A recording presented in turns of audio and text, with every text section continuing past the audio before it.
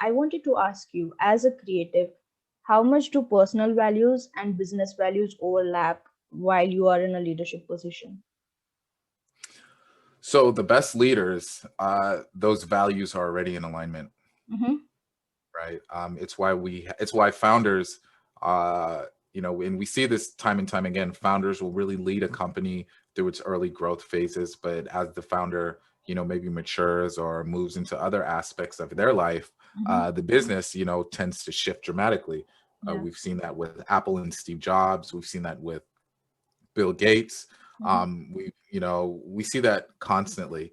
And really what that's about is that's because generally speaking, the founder, the one that's really driving the vision, Mm-hmm. um, and the people and the culture and really setting the tone, their values are in alignment with the brand.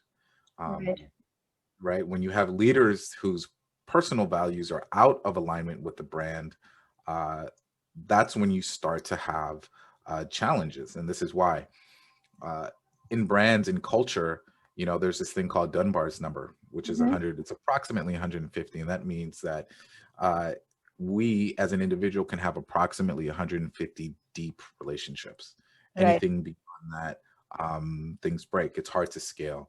Mm-hmm. Either one side looks at the relationship as disingenuous, or the other side looks at the relationship as uncommitted.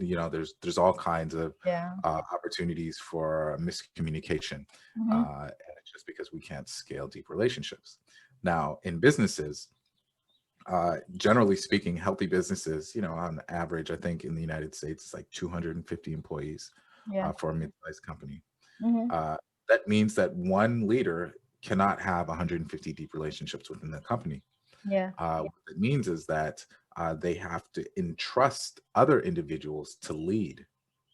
And so, if you're a founder and your values are aligned with your company, but then you hire somebody whose values are not aligned with the company, what you start to create is a dissonance, right?